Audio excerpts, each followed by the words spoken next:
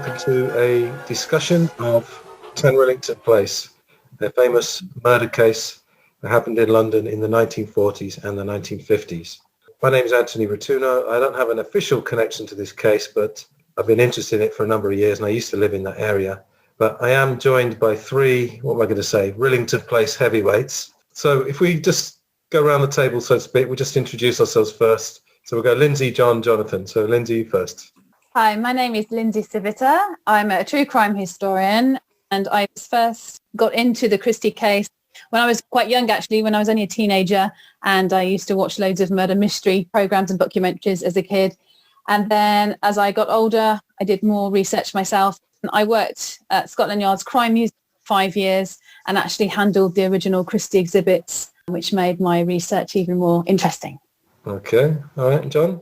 Yes, well, I'm John Curnow. I have written an ebook called The Murders, Myths and Reality of 10 Rillington Place, which really came after I did a small website, initially just relating to the location of the old Rillington Place. This was a number of years ago. I had access to the documents in the local library in Kensington and Chelsea, thought I'd spend the day on it, and 15 years on, I'm still working on it and don't expect to ever stop, frankly. But yeah, you have the main website, I'd say, 10rillingtonplace.co.uk, is that right? Yes, 10-rillington-place.co.uk. Yes, and it started because I thought, well, there's no need for there to be any controversy about where the house was. So at least if someone's got the mouse to get an old map and a new map of the same scale, then at least we can lay that one to rest. But obviously there's a great deal more to it than that. And then Jonathan? Hello, I'm Dr. Jonathan Oates. I'm a historian. I've written 13 true crime books which have been published, and one of them, the important one as far as we're concerned, is titled John Christie, Biography of a Serial Killer. That was published by Pen and Sword in 2012. I've been aware of this case since I was about 10 or 11, and I read a bit about it in a children's book about crime from the local library of all places. And I suppose I got more interested in it as time went by, and when I discovered that there was more to it than just a simple miscarriage of justice, if that was the case. Okay. So yeah, we'll just go around again. So just tell us again exactly maybe what drew you to the case and what do you think is the fascination? And I'll tell you for me first. As I said, I lived in Ladbroke Grove. Around 2001, I lived there for a few years, just flat sharing. And actually had a friend who was studying criminology, and he told me about it. And I think I got confused with 110 Charing Cross Road or something. There's another film with a famous address anyway, because I grew up about an hour from London. And I used to go up to London with him, and he was knocking on doors in what's now Bartle Road, because he said, I want to see if anyone's still living there. But it was already, I think 60 years on. That was the early 2000s. And anyway, I think the fascination with me was the fact that it was such a tiny house and that all this stuff had gone on.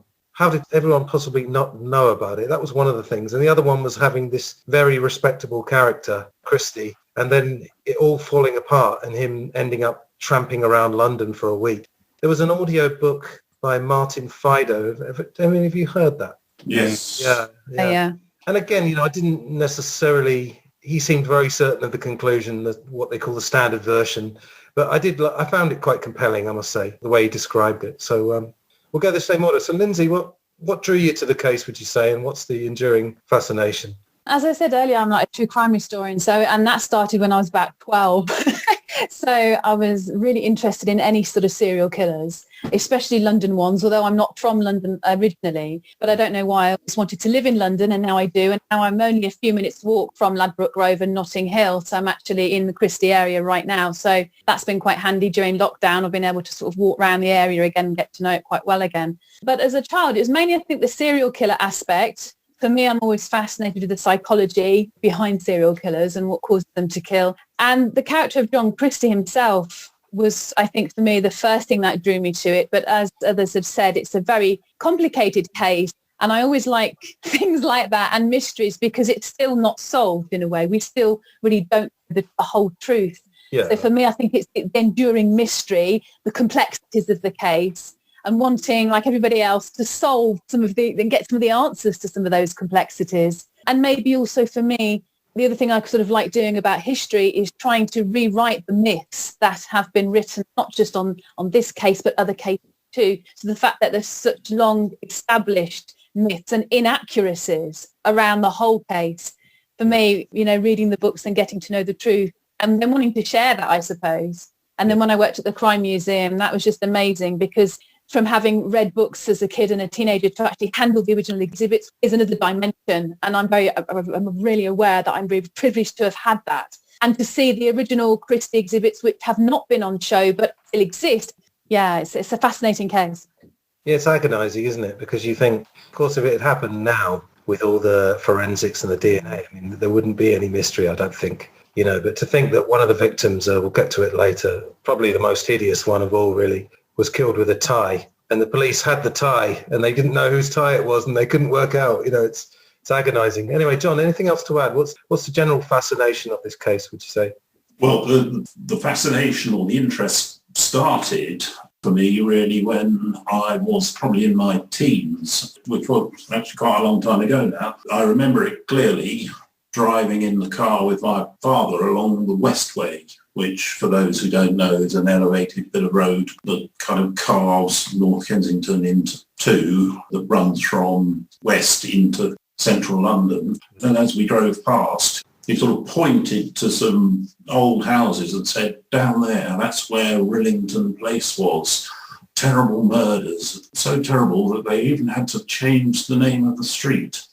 That seemed quite an unusual thing to have happened, and the first thing I did was to go and find the A to Z, that's the Atlas of London, to see whether indeed that road did exist anymore, and sure enough it didn't. And that sort of lodged the interest for me to begin. It was a long time before I started doing any more proactive research, but looking backwards, I was born in 1953, and that year is actually sort of the epicenter of the whole case. And I was also born quite near Park Royal, which, as people will know, was where Christie met the second of his known victims. So that kind of reverse interest, it felt as though this was my case. This is going to be the one that I'm going to try and get to the bottom of. Okay, and Jonathan? Well, although I've been aware of this case for a long time, I haven't been seriously interested in it that long. I mean, in 2005, when I wrote my first true crime book, I wrote I would not touch the Christie case. It was just such a hideous crime that they couldn't sort of do with it at all. Although it has to be said, I didn't know very much about it. I'd only seen the film, and I might not even had read Ludwig Kennedy's book. However, a few years later, I was in Uxbridge, which is close to where I live. And I was aware from Kennedy's book that Christie's that two of his early crimes in 1924, 1933 were committed, or certainly he was sentenced, certainly in Uxbridge. So I thought, well, perhaps I'll just write a little article about these two early crimes, both which involved theft of vehicles. And I thought this might be quite a good article for the local history magazine, maybe. So I looked up the local newspaper and the local library. I discovered that the account it gave, and of course it was written at the time of the events, was vastly different to the account given in Ludwig Kennedy, and I think in some other books as well, which I'd read by that time. I thought, well, if this fairly simple, uncontroversial, petty crimes can be written so incorrectly, what else is wrong? I mean, I already knew that Ludwig Kennedy's book was somewhat suspect and couldn't be taken for gospel. So I went down to the National Archives and spent a day looking at just one of the files on the case, 3 great boxfuls of material. I made lots of notes and found lots of information there which I hadn't heard of before, because I hadn't read it in books before. So I assumed no one else had. So I contacted my main publisher and said, are you interested in this as a book? And they said yes. So I got to work, and it took me about a couple of years to write the book. I'm obviously still interested in the case. Excellent. All right. I'm going to go back to you, John, because I just want to nail once and for all where the old Rillington Place exactly was. So can I tell you my understanding, and then you can fill it in for me? So apparently the garage, which is opposite Bartle Road, I don't think it's called the Andrews Garage, but it's in the exact location where the Andrews Garage was. Is that right? Yes, Andrew's garage. Yeah, it is still there. The original building, it's still visible exactly where it was. Yeah. If you're in front of Bartle Road, Rillington Place would have been just to the left. So you tell us anyway, tell us exactly where it is and where we would find number 10 if we wanted to have a look at it now. Yeah, well, when the whole site was redeveloped in the 70s, one of the ideas was to obscure where Rillington Place had been as much as possible, to obliterate it. And the design of the development was such as to make any kind of direct comparison not right. So Bartle Road in the present day doesn't follow the exact line of the old Rillington Place. I mean, it's not hugely far off, but it's not the same road. There's a myth that there's no number 10 in Bartle Road as a kind of mark of respect. Well, there is. It's easy enough to see it. Adjacent to it, there's a little ornamental garden, which people have long said, oh, well, that's where 10 Rillington Place was. And it's kept as a garden, again, as a kind of, sort of mark of respect to the victims. Yeah. Yes, tribute, exactly. Again, that isn't correct.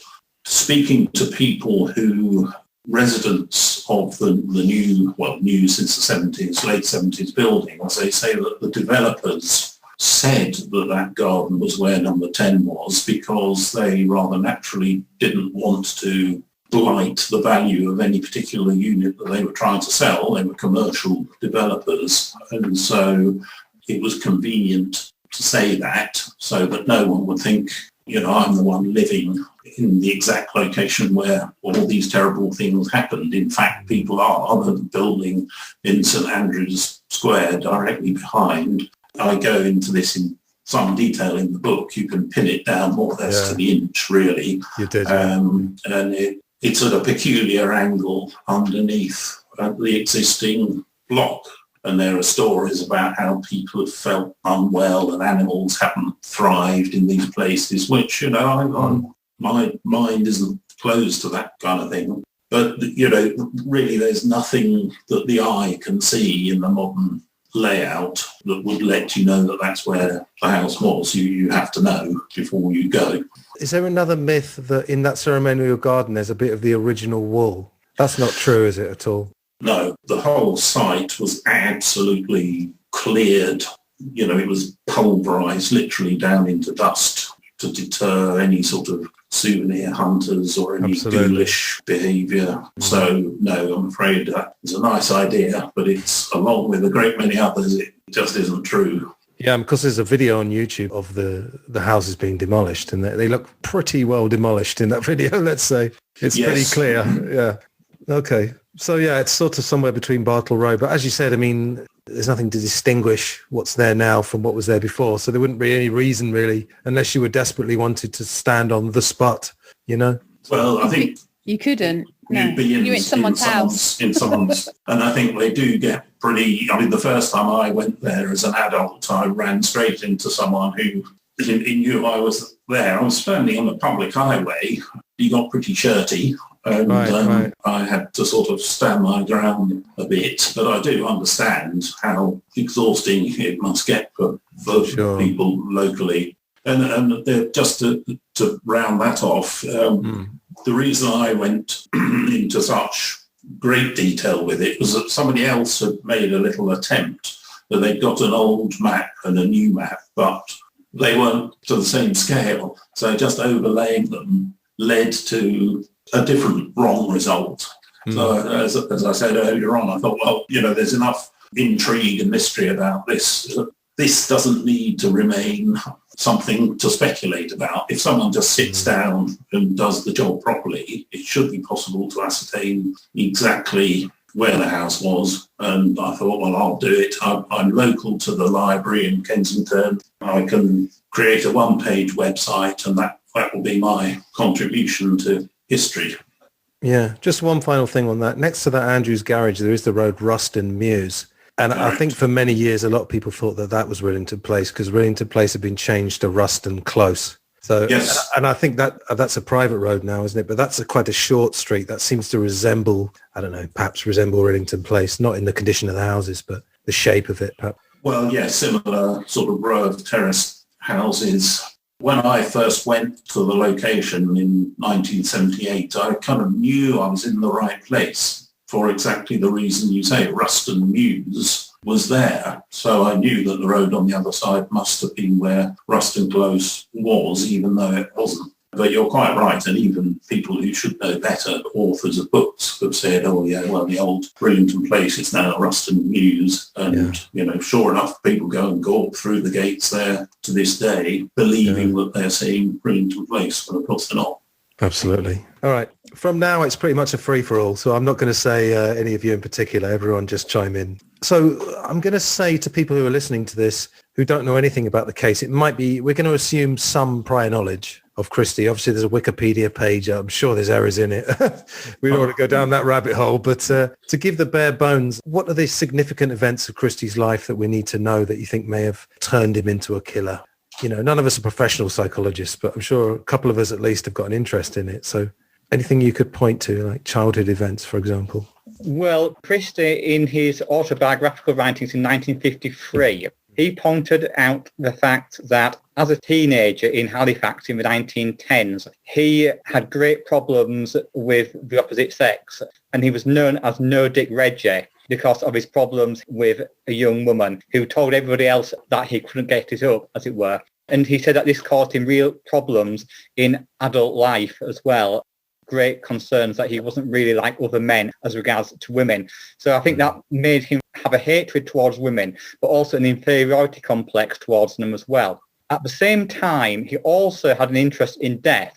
He recalls when he saw his maternal grandfather, David Halliday, lying dead in the front room when Christie was aged 11. He said he felt a peculiar fascination and power maybe over this man who in life had been very much more powerful than the young Christie. But now he was dead. It was Christie who had the power and the authority over the corpse, as it were. And it has been said that during both world wars, in which he served in the first as a soldier and second as a policeman, he had a fascination in seeing corpses from enemy action. So he had this double fascination. He had his problems with women who he seems to have mostly hated, and also his fascination with death, and the two came together in a way a little bit as in the case of Dennis Nilsson, who also saw his beloved grandfather's corpse in the front room whilst he was a young man. So I think those are the two problems that he identified personally. Of course, we have no one who can say these are definitely was the case, because no one from his youth was actually saying what happened at this time. And in any case, most of Christie's dilemmas were all internal. People saw him as a fairly ordinary, quiet young man. They didn't really know what was going inside his psyche. And perhaps he didn't know explicitly either, but these issues were inside, or so he said, and obviously caused great problems, not only for himself, but even more, unfortunately, for other people in later life. So I hope that helps a little bit, but perhaps Lindsay and John have got comments as well. I was just going to add to that. We have to remember that Christie didn't become a serial killer overnight, as of course many of them don't like that. And also the Yorkshire Ripper, Peter Sutcliffe, he saw his grandfather dead as well. So that influenced Sutcliffe, we believe. Going back to Christie, I think people don't really realise it because it's not that talked about in all the films and stuff. But he did have a criminal past. And this is how a lot of these, the serial killers emerge. They don't come from nowhere. They do have a criminal past. And sometimes it can be, from a youthful time when it's just larceny or burglary or theft or something, to not having, a driving licence to, traffic offences. And then it seems to escalate and grow. With Christie, he also had charged for and did serve several months in prison for malicious wounding with a cricket bat. So again, this is something which people don't really know that much about. They just seem to assume he just killed for sexual reasons and that's it. But no one kills out of a vacuum. Do you know what I mean? There's obviously things going on from a very young age, in my view. I believe that. And so I think it's just worth, if you're really interested in this case, looking at Christie's background and looking at his previous criminal records. Yeah, I think, wasn't Peter Sutcliffe also a grave digger as well? Was there anything in Christie, was there any fascination with cemeteries, or am I confusing most serial killers? Perhaps I am. Well, as Jonathan will tell you, I can't remember whose book it was, Jonathan, you might be able to remember, it might be one of the Eddowes books. Didn't his childhood home actually look out over the cemetery? It did and it does, yeah. I mean, he lived for a time in a house, well, two houses, in Chester Road, Halifax, where I've been to. Chester Road, I used to say. And just over the wall from this street is the cemetery. And it was said in Kennedy's book that someone who remembered Christie as a lad says that a group of lads, including Christie, liked to visit the cemetery. And apparently, if they could open graves and have a look at what was inside, they would do so. But to be fair to Christie, I think it has to be said that it wasn't just him who was doing it. His other friends were involved as well. It was a group of them doing it. There's a photograph, though, isn't it, in one of the books? And it's actually taken from within the house, I believe, that Christie lived in, looking at the back window, which actually looked right over the cemetery. Yeah, that's right. It's in Ludwig Kennedy's book. It also shows chimney stacks in the background as well. I was just going to say that, yeah. Isn't that bizarre? Yeah. In Halifax, and then obviously Rillington Place, there's a huge there's a huge chimney stack. Something I'd just like to add to reinforce what Lindsay just said about the importance of Christie's early crimes between 1921 and 1933. After 1933, he's not known to have committed any form of crime whatsoever for another 10 years. And it's my opinion that he did not have a long-term plan to kill people. I mean, as I put in my book, he became a serial killer almost by accident. He killed his first victim in a panic because he believed his wife and her brother were about to return home. And he was having an affair with a young woman by the name of Ruth First. And she was killed. Then he later said that he greatly enjoyed the fact. He said that she looked more beautiful in death than life. So I think that was the tipping point in 1943 when he was aged 44. Again, for people who may not know too much about the case, there's 6 murders that we know he committed, and then there's 2 which we will get to later, which is really the crux of the mystery. But any of you, is there any decent evidence that he killed anyone else other than the people we know about? Are there any little clues there? Not that I'm aware of. Yeah, there's a stony silence there from everybody, so I'll take that as a no. I think the other thing about Christie, which only to my knowledge really becomes apparent in Jonathan's great book, it's not overly mentioned elsewhere, is the fact that he was clearly into photography in a big way. So we know he was a keen photographer, from taking things in the backyard to street events for Rillington Place and other members of the street as well. He had this studio off the Marylebone Road where we know he used to take ladies. And so the pornography aspect, I think, is quite interesting, as well as the photography aspect. And again, this helps to build up the serial killer instincts and their sexual impulses and all sorts of things if they've already got that going on in their lives anyway. So I think if there are more victims, then they're possibly not at Rillington Place. They're possibly at some of his earlier addresses, maybe Oxford Gardens, where he was before. And who knows, maybe if he killed anywhere where he had secret studios. Yeah, I mean, there's so many other possible scenarios. But, I mean, would you agree that the chronology is very strange? Because let's say, for argument's sake, that he didn't do the Evans murders.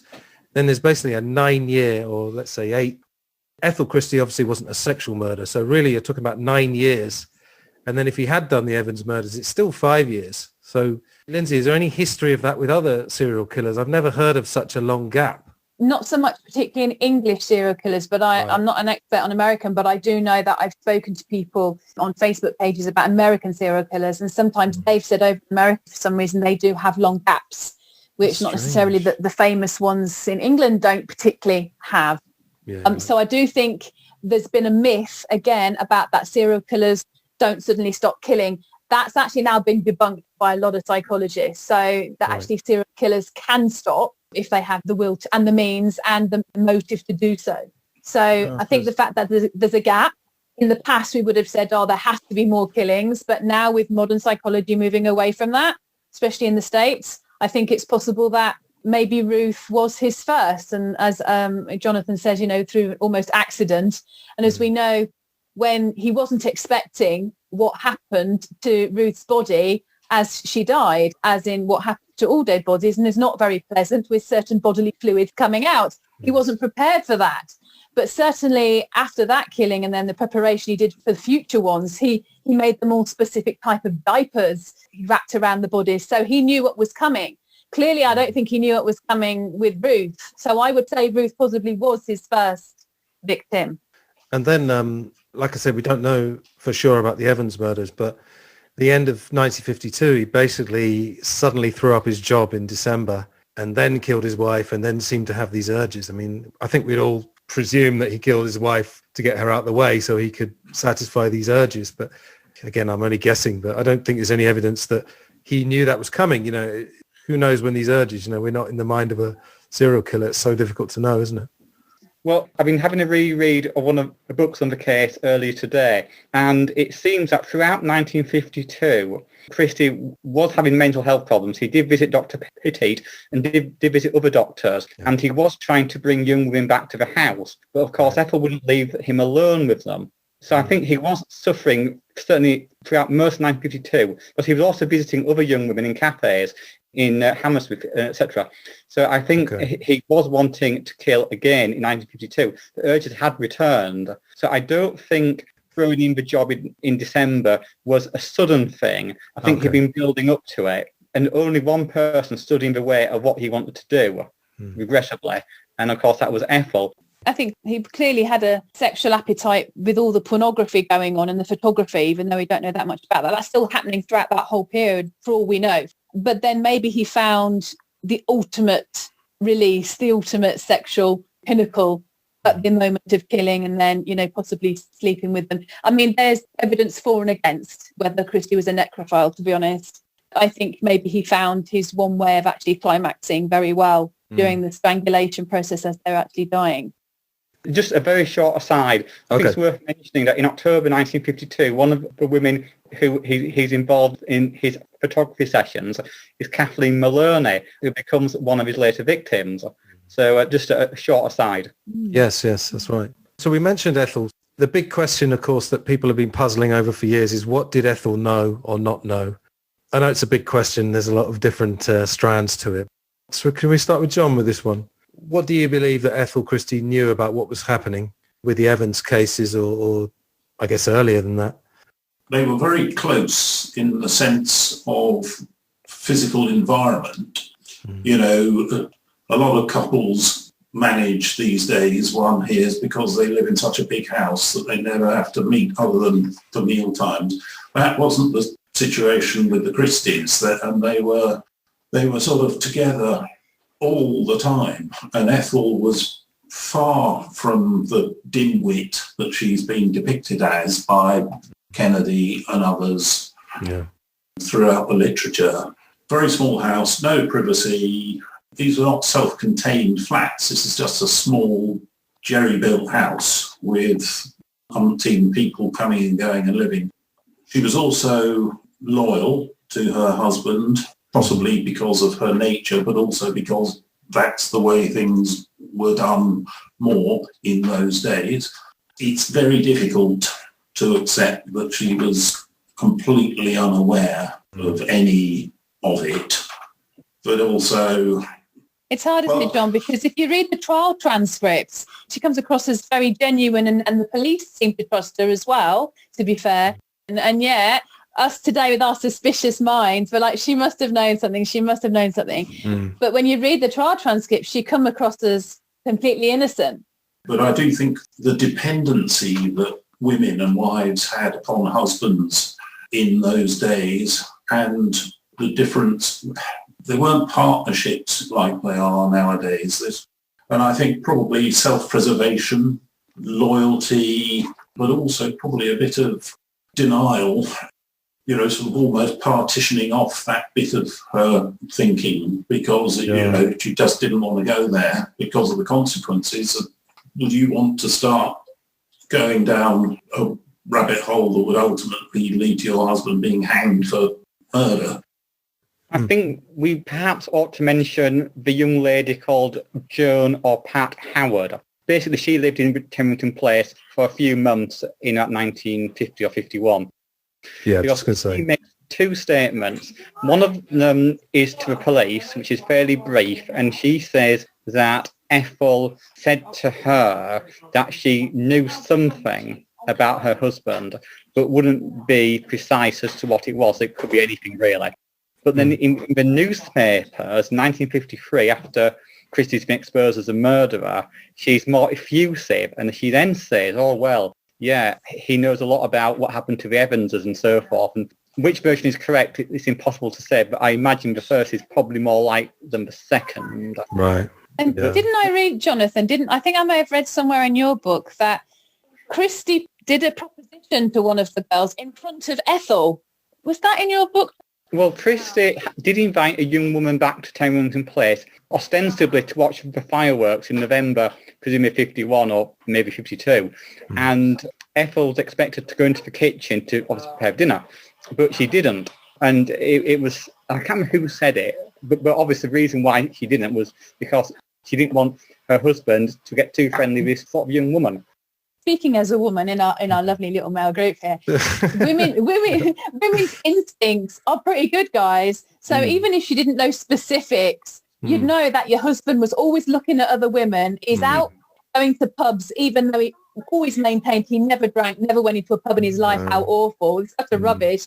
She's not stupid. Yeah, totally. I understand. The other thing I wanted to clear up, or wanted to ask you, I'm sure you've all seen there's a number of YouTube videos about Rillington Place, and they come up all the time. And you know the video where you can actually, the camera goes into the house.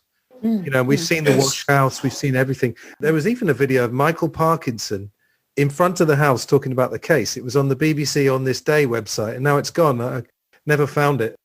Do we know when that footage came from? Is this the footage where the guy actually, you go through the house, but there's actually a man, it's a silent film, but the man actually takes you around all the rooms and that? Yeah, that's right. Is this the same one? Yeah, that's Michael Eddowes, because he was the owner. He was the last owner, and it was actually for a Welsh news programme.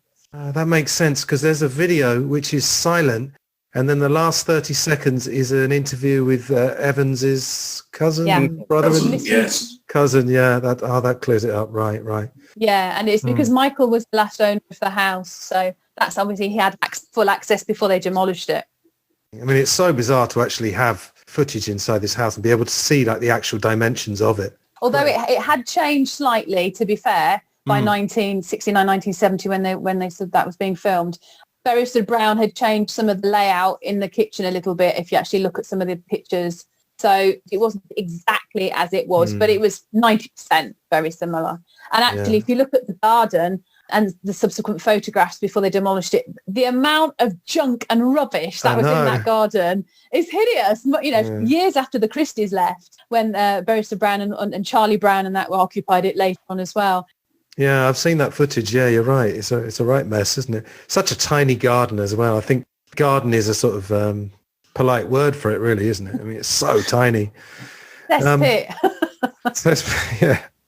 All right, let's get on to one of our favourite topics, the Ludwig Kennedy book of 1961, otherwise known as the standard version. Now, what's very interesting with this is that if you take Jonathan and I used to go on this forum called the Christie case, and we gave up basically because the conversation just went round and round in circles, and it ended up as all these things as a kind of tribal, no, Christie did it, Evans did it, and all these, these passionate sort of arguments about it. But it's interesting because what's now the standard version is the one that makes the police look bad, of course, a miscarriage of justice. And anyone now who says that Evans did do it is now kind of the conspiracy theorist. Whereas in normal cases, it's the version that makes the authorities look bad that is the conspiracy theory, and you're a lunatic if you think that. But now this is a weird one because it's the other way around, So anyway, so I read the Ludwig Kennedy book probably around 2000, 2001. And I mean, I was very taken in by it. It's a very persuasive book. It appears to have good evidence, but again, I mean, we could probably do an hour on this alone. So if we could just be brief, let's go around again. So maybe Jonathan, what are the main problems with the Ludwig Kennedy book, let's say? Right, well, very briefly, everyone who reads should know that this is not an impartial historical account. It is a heavily biased account. As Ludwig Kennedy himself claims, he says, I wrote it to make the case for Evans. And one of the officials who he was looking at documents with later said that any piece of evidence which pointed to Evans's guilt, Kennedy was not interested in it. So basically that's the main problem. I mean, the other problem is, of course, is that there's loads of historical inaccuracies, some important, some perhaps less important to the thesis of the book. But as long as people know that it is the case for the defence of Timothy Evans, then that's reasonable. Yeah.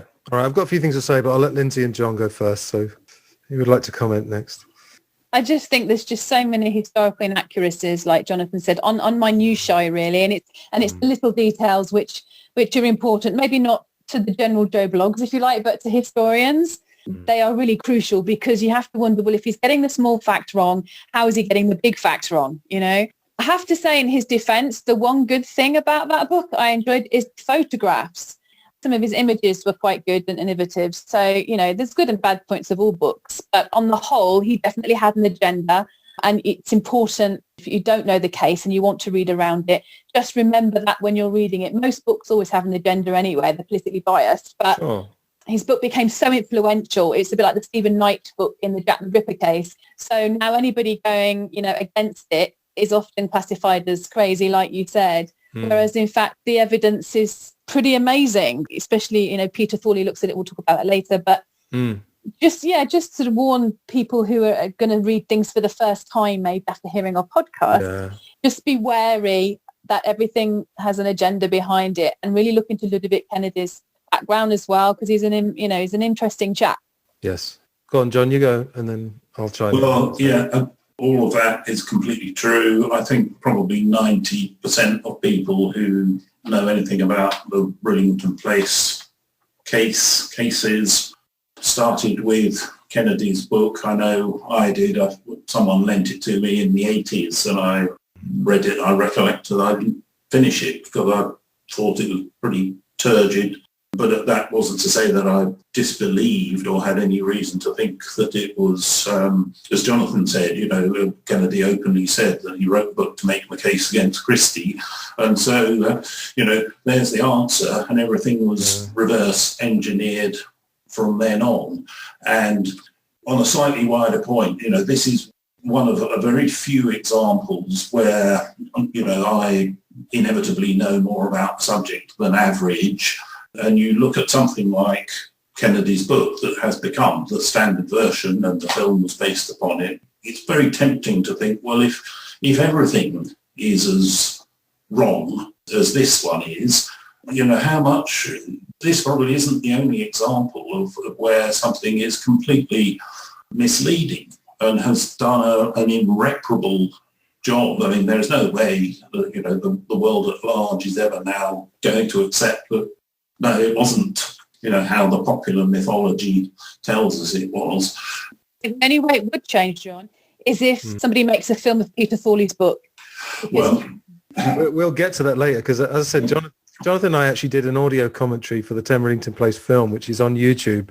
And Jonathan, actually, in the last week, I put it in podcast form because I have a film podcast. So I'll put all the links on this video anyway. But I remember at the time, this was about 2013, I think we did that. We were saying, why doesn't someone make a drama which presents, let's say, possibility A and possibility B? And of course, the BBC did do a drama, which we'll get to later, and they didn't quite heed that advice. Anyway, yeah, I've got a few things to say. With the Kennedy book, it's always interesting when you can actually see errors and know it for a fact. And one of the ones was in Kennedy's thesis, Christie killed Beryl on the 8th of November and went to the doctors. And Kennedy states that it would be possible to get to the doctors in Colville Square, see the doctor if you saw him quickly, and get back in 20 minutes or 25 minutes. And because I lived there, I actually thought, well, I'm going to test this out. And that's absolutely not true. I mean, it's probably 25 minutes there and back, not including seeing the doctor. I mean, okay, he may have been running, whatever. But the other one with his bad back. With his bad back, yeah. The other ones were, obviously, there's a picture taken in the garden, which may have been taken by Christie. As you said, Lindsay had an interest in photography. And Kennedy's got the names of one of Evans's sisters and Beryl mixed up. Now, someone has said, this is not my opinion, but they said that Evans's sister looks more glamorous than Beryl. But I think the main point is that in the paperback editions, that error wasn't corrected. I think I'm right in saying that. And then the other one was, he said, I think, Jonathan, it was actually Kennedy who first mentioned the doll's house. I know that was in Rupert Furneaux's book. I think it's Kennedy. Anyway, Kennedy actually said that you could fall from the top window of Rillington Place without hurting yourself. Now, I know Rillington Place is a small house, but you know the famous picture of the two policemen outside? You could see that the policemen, who are probably, let's say, 6 foot, are around the same height as the door. I mean, there's no way you wouldn't fall from the top window and not do yourself an injury. So just as you said, little things like that. And then the other one was when Evans came back from Wales and they showed him, they said, we found the bodies of Beryl and Geraldine, and Evans said, yes.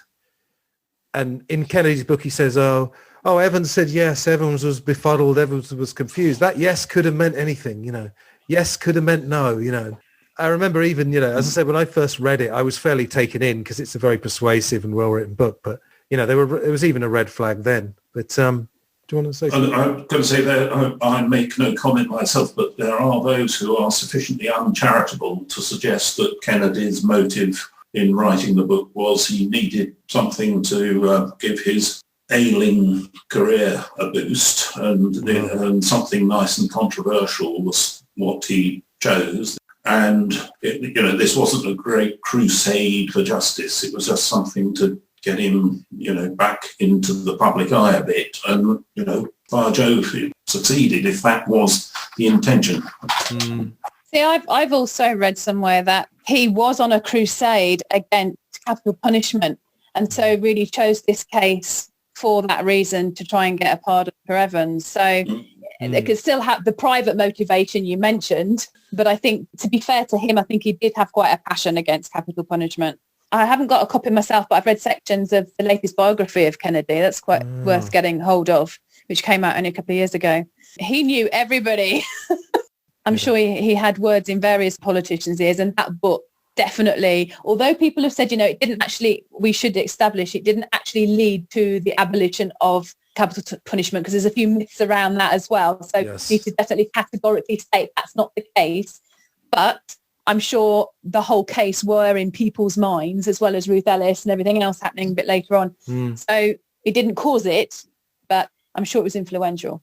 Of course, the incredible thing that, again, I think people miss this, the judgment that got Evans his apparent pardon actually found that he probably killed his wife and probably didn't kill his daughter. And because he'd been tried for the killing of his daughter, that's why he was pardoned. But he's not, I think there was something happened in 2004. Perhaps you can tell me about that. There was another review, but that's an interesting thing. But I was just saying, it's interesting, that the first review definitely believed Evans had killed his wife and his child. It was only on the second review when things started to change. And I think that's possibly due to politics, more than anything. Yeah, every now and again, as I said, I do look at YouTube for 10 Rillington Place videos, and I always click on them for about 10 seconds to see if anyone's saying anything new, and it's always miscarriage of justice. Don't forget watching the, which I mentioned yesterday, watching the sketch show for the two Ronnies, for the Phantom Raspberry Blower of Old London Town. The original 30-minute version, the very last scene, is filmed right outside number 10 before it was shortly demolished. And you can actually see the physical sewer drain. It was one of the 3 drains they'd actually searched looking for Beryl's body. So that's amazing. Incredible. I've never seen down that sewer or what the sewer looked like, because on sketches, there's one drain in the back garden. There was a drain right underneath the physical windowsill and an actual gutter drain. I didn't even know there was a manhole cover physically in the road. So to physically see that on the video and to look down it going, oh my gosh, that's the actual manhole. I was just going to say something very briefly about the comments that have been made, not about the drains, which are very interesting, but as Mr. Nilsson once observed, since when have the police been interested in the contents of drains? Sorry, that's an aside. So, to get back to Kennedy's book, there's been some mention of it about capital punishment. Well, he says at the beginning of the book, it is not primarily an attack on capital punishment. Although anyone reading it might think the opposite. The other observation, which I think John made, about someone saying that Kennedy only wrote it to get kudos, publicity, etc., etc. One man who did make the observation in print in 1965 was a convicted murderer in a Swiss prison called Mr. Donald Hume. Yes. He wrote a very angry letter to the Brabin Inquiry to say, I know Kennedy to be a fake and a pseudo and such like. He was only writing it to get a bit of publicity out of it. So he certainly said that. Very interesting. All right. Am I right in thinking there were 3 books that came out in 61? So there was Rupert Furneaux. In fact, I was just looking at that today. He had an interesting theory. I didn't read the whole book. I just read the last couple of chapters. He was quite open, but his theory, which just sounded very speculative, was that Christie had arranged to do an abortion on Beryl Evans, And the scenario actually played out similarly that it does in the film. So you've got the workman there. But that, let me get this right, Joan Vincent had tried to get in and had felt that someone was keeping her out.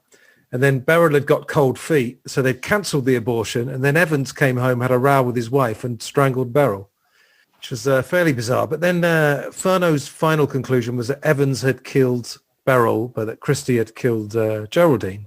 So I think really what we're talking about is, I suppose there's three scenarios where Evans did the murders and Christie had nothing to do with them. Christie did them and had manipulated Evans, or that both of them may have been involved. But leaving that aside for a sec, are there any other books of that time that anyone, let's say Jonathan's book, which ones would you recommend, or would you say had some value? Book, Antony, you just said that there were 3 books in 1961. Obviously, Kennedy, in which Evans is innocent, Furno, in which Evans killed his wife and Christie killed the daughter, but it's also a novelisation. Now, most novels of true crimes usually are pretty bad, but this one, in my opinion, is actually quite good. It's fairly well imagined. Obviously, it has to imagine, but it sticks reasonably to the known facts. And that conclusion is different to the other two. It concludes that Evans was guilty of both murders, and that is the third book, but the least well known. There is another novelisation of the case called A Capital Crime in 2007, which I have to say is a bit of a disappointment, but there we are. Any other books? The Hard to Find one by Ronald Maxwell is really, really good. The images in that are really good as well, because a lot of them we hadn't seen before, and Jonathan, you used a lot in your book, didn't you? And plus the original dust jacket, because Jonathan, you haven't got a dust jacket on yours. No. Have you seen it? It's amazing. It's like a cartoon of Christie as a horror person with his hands like this and all the dismembered heads at the bottom of his victims outside Rillington Place. It's amazing. You have a look on Wikipedia. I want it just for the dust jacket. But yeah. Yeah, so the books we just mentioned, so the Ronald Maxwell was a Christie case, which came out in 1953. The novelist one was John Newton Chance. That was 1961. Now, other ones that people may be interested in, again, unfortunately, we won't be able to go into all of them, but there's the Francis Camps one, which is the forensic aspect, and then F. Tennyson Jesse, which is a write-up of the trial, word for word. Actually, that's not true. Let me just explain that. None of the trial books are word for word. Okay. They're about 95%, but actually there's stuff that Jesse missed out, which other authors have picked up on. So one day I'm going to go up there to the archives and actually look at the original transcript to see exactly what bits she missed out. All right. Okay. Of course, there was another one in 1955, which was Michael Eddowes' The Man on Your Conscience. So this was the first one to come out, which was arguing the case that Evans may have been innocent. Now, bizarrely, as if this case needed any more bizarre details, his son then wrote a book called The Two Killers of Rillington Place. Now, this one apparently had some kudos because certain files were opened in the 90s and he'd had access to these. But Jonathan, you're itching to talk about this book, I'm sure. So you go ahead. John Eddowes' book, The Two Killers of Rillington Place, was the first significant book on the case for 3 decades, published in 1993, so 32 years after the alleged standard version by Ludwig Kennedy. He strongly argues that Timothy Evans was basically a wife beater, he was a drunkard, he was vicious, and he was a murderer of both his wife Beryl and his daughter, the 13-month-old Geraldine Evans. The first half of the book is a narrative of the case. The second half of the book is basically an attack on the standard version by Ludwig Kennedy, which goes almost page by page through Kennedy's book, pointing out everything which is wrong in it and why it is wrong and how Kennedy pulled the wool over people's eyes deliberately. It was a very controversial book. Lots of people don't like it and they say, how dare Eddowes say this? He's a friend to all the hangers and floggers out there. He's got everything wrong. However, I would say that no one has written a book which takes apart John Eddowes' arguments.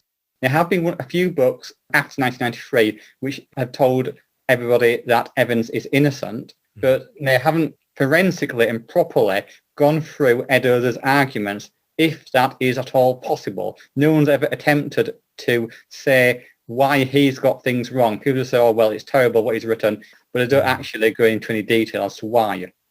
So it hasn't been dismantled, is what you're saying? No, not at all. Yeah, that's right. I mean, I haven't read that book for years, but do you feel like maybe he was almost using a device, which is, as you said, Jonathan, everything you thought you knew was wrong? Like the videos you see online, the truth about. Anyone else want to chime in? What's your opinion of the Eddowes book? I mean, I say in my book, I think it is a bit unfortunate that the John Eddowes book rather steals its own thunder in a sense, in that it sort of becomes such an ad hominem attack on Kennedy. It sort of detracts from what he's really getting at, which is the fact that the case has been misrepresented, so he says, in the Kennedy book. And I think it would have had perhaps more acceptance, more traction, had it been a bit more measured and a bit less of a sort of slag off of Kennedy himself. It sort of reduced its own weight in that sense. And it's a pity because it was the first thing, as has already been said, to swim against the tide of the standard version. Quite why Eddowes took that view that he did, I don't know enough to understand why he took the opposite view of his father and was so convinced of Evans's guilt. But nevertheless, it's a very important book in the whole story, and it's just a shame that it's not regarded with the same weight as Kennedy's. You have to remember, though, John did his book, he published it in 1994. His title was The Two Killers of Rillington Place. That's very similar, don't forget, to the 1961 book by Rupert, The Two Stranglers of Rillington Place. There's clearly a direct reference to Rupert's work in his own title. Personally, in my view, I think John's book is very, very probably close to the mark as to what actually happened, but that's just my personal view. Again, like John said, it's a bit of a shame he went on a personal vendetta against Kennedy, as he still does to this very day, as we all found out, didn't we, lads? And you were right, I was wondering about why he was so against what his father was written. It's more of a personal story because he absolutely hated his father, sadly, for lots of different reasons. He believed his father had mental health problems and was completely crazy. This is quite important if you get to understand who John is and why John wrote his book. There's a private and personal element to John's work which people won't be aware of, and maybe that's good, bad or ugly, it doesn't matter, but we are aware of it, us three, having had lunch with the man. I spoke to him on the phone once, and let's just say he was fairly convinced of his argument. But I think the story and the fact that he was able to use the files, I can't think of any specifics at the top of my head, which were like, I mean, I quickly reread the book the other day, and there's some fantastic points in it. You know, he questions a lot of things, which is what we want as historians. We want to question things all the time. Even if the truth's already been said, you should still question it because there's always new elements and new things coming out, especially with when the archives are released or the documents were released. Even I haven't seen all of those, but as soon as I do get chance, I'm going to make that a priority. I'm going to go photograph all three boxes. I don't know whether you lads have done that already. Have you got copies of every single Christie file? No. Not the full Monty by any means, no. Because now you don't have to do photocopies and spend hours at a photocopy machine. You can just take them on your phone. It's so quick to go through a whole box of stuff. I went through about 10 boxes of Craze files a few years ago, and that was, just one afternoon. So you can do things a lot quicker now. We've got mobile phones with fantastic pictures. So you know what, guys? I think there's still more stuff to come out from those files. I mean, Jonathan, even though you've probably read them all, we don't digest everything. I'm sure you didn't keep notes of every single thing you found, and certainly put a lot of it probably in your book. So I still think there's more facts, there's more stories, and there's more statements from lots of other potential victims or women who, like you did mention in your book, Jonathan, how all these different women, they must have given statements to say, oh, well, I met him in a cafe, I saw him. And, and the more the pornography angle as well. So I think there's still more stuff to come out from the National Archives. I mean, one file which I have to put my hand on my heart and say I have not read every single page of it is, because it's about 30 boxes, is the entire paperwork concerned with the Barabian inquiry, which, as we know, took place over several weeks. I have been through parts of it. I was highlighting parts of it because it was summarising the time, so I was going through particular witnesses. But I have to say I haven't been through it page by page by page. Obviously, I should do, but it will take anyone who does it a massive amount of education. And however interested you are in it, I think it's a lot to go through in one sitting, and you probably couldn't get through 24 boxes or whatever it is anyway. I think I'm underestimating. I think it's more than 24 boxes. But that's just for Broward inquiry, let alone the Home Office stuff, the DPP stuff, the Evans case stuff, and plus also the file, which I'm sure that everyone should take a copy of. It's the file where Christie makes his notes for his autobiographical writings, which isn't quite the same as actually appeared in the pictorial at the end of the day. There are some differences, and there are things in it which did not make the newspaper. I tried to incorporate as much of that in the book anyway. Wow. The big job. Yeah, still more to know for sure, yeah.